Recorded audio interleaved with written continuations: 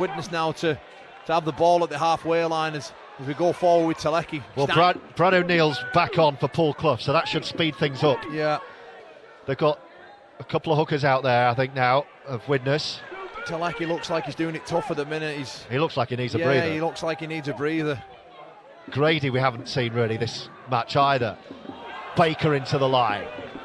It's the first look at the whites of the post for the Vikings. There is O'Neill and Smith. This is Talik. He does look tired. Yeah. He's hurt himself now. It's a really slow play of the ball. Craven looking for Owens. How about the bounce? Will it come to Owens? It's come backwards. Featherstone are going to get there. But it's not a bad place to turn the ball over. But what's he saying here? He said it's the first knock on going forward, I think, by Widnes. He's asking Featherstone where they like to play it.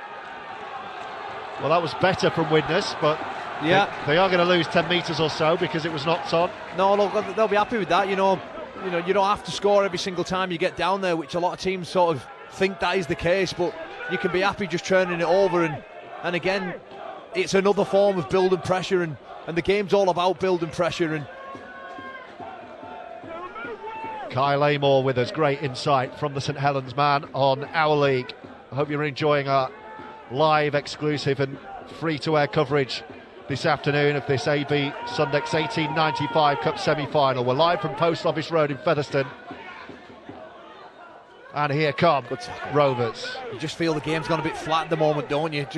It looks like someone just needs to take hold of it and inject something into the game. Yeah, no spark second half. Kopchak looking for the flat ball.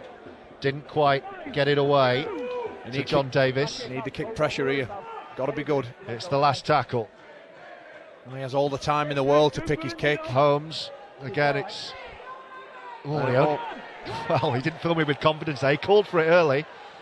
Why is that not a 20 restart? I thought he caught it over his own line, didn't he?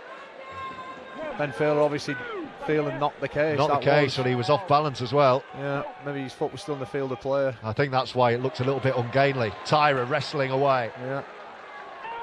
Featherstone looking to get to Wembley for the first time since 1983. Castleford Tigers are already there, 4 miles up the road. Be deserted in this part if Fed can do it. It will be last one out, turn the lights off, won't it? Have Widnes still got a say in the destiny of this semi-final? They're giving the ball a bit of room down this near side. This is better. It's going to try and take him on the outside. The offload in, and it's picked up by Jones. Yeah. Well, they're just starting to try something.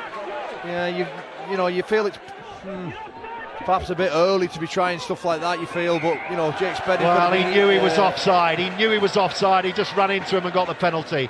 Did Gale. Yeah. Very clever, Gareth Gale. Knew there was a man offside, ran at him and got the penalty. I've been really impressed with Jake Spedding today. He's been one of Widnes' best, and he's just tried to go around them there. He could have perhaps stepped back inside, but it's all easy me saying it stood up here, not in the heat of battle. But no, look, now they've got some work to do with Widnes. Featherstone will look to set up a player that will go through a set sequence that they've practiced and prepared for, having watched the video on Widnes, and normally take it. Yeah, there we are, the second front rower to a point round about that stick, and then they'll overload something. There becomes Hall round the back, swinging round. Holmes joining in. Day's on a hat-trick. Can Featherstone find a way over and take a giant stride back to Wembley for the first time in 38 years? Holmes picks up a difficult one round his ankles. Davis straightening up, resetting in front of the post. Parata to scamper to the line. Holmes again. Floated ball over to this near side. Back inside from Hardcastle and then picked up by Hall. Flat kick, looks dangerous. That could be going absolutely anywhere, and it's picked up by Widnes and they survive. That could have been anyone's. Yeah, no, that could have been anyone's, but credit Widnes, they were the first ones to react and get on it. Oh, what an offload that is from Tyra. Yeah, it was just a Danny Craven who almost didn't expect it really, and that's to take the tackle. You feel now that, Widnes just need something here. They just need a big carry. They need whatever it may be that they need. They just need a little leg up, you feel, to get down the bottom end of the field. It's on a knife edge, this cup tie, this semi-final. Featherstone in control. Nothing doing second half. 22-12 was the half-time score, 15 minutes in. It's just been an arm wrestle. It's the last, so Smith is just going to have to drill it for territory here. Turning Josh Hardcastle around, but he's got 20 metres space to play with here. It's another tired-looking chase into Will Talik, who's surely going to be replaced soon.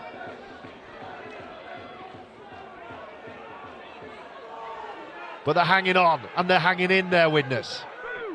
Looking to force an error, to try and get a foothold back into this contest. Parata. Not a big shot. That was Craven. Yeah. Craven on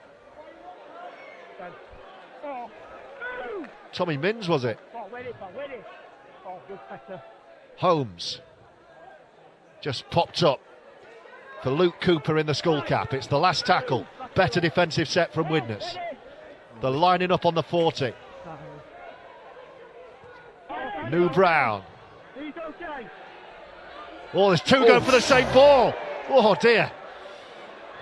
Well, they got away with it. Let's play on still. Oh, he's got caught around the head there. And Craven saying he's taking a head whack. Can we have a look at him?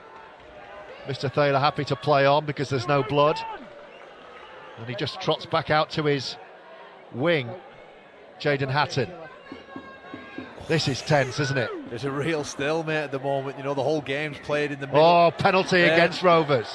The whole game's been played in the middle third of the field. Well, we've been calling for it for 10 minutes. Will Talik eventually does decide he needs a rest. I mean, he's got through plenty Fair of work. play to him. You know, yeah, We've been saying he's blowing and he's still been out there completing the work. Yeah, he's in the trenches all right. So he joins Paul Clough and Matt Cook on a big bench. Widnes have done that. They've looked so much more threatening when they're allowed to play off a quick ruck and allowed to play off the back of momentum, but you know, all too often they just haven't really had enough of it. We'll get a good look at them now with the ball.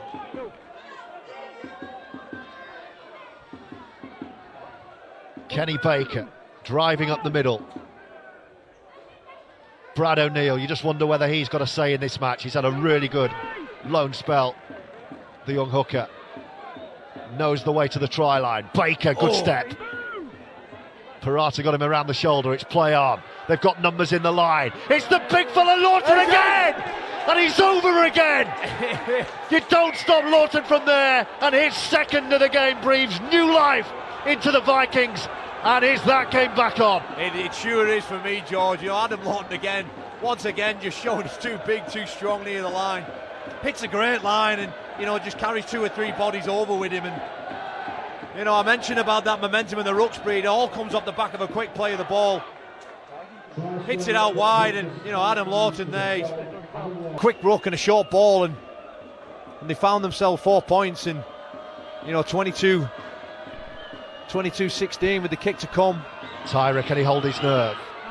He's taking it back narrow. It just nudges off the near upright and then flies through the post. It's tense inside the Millennium Stadium at Post Office Road as Featherstone kick off.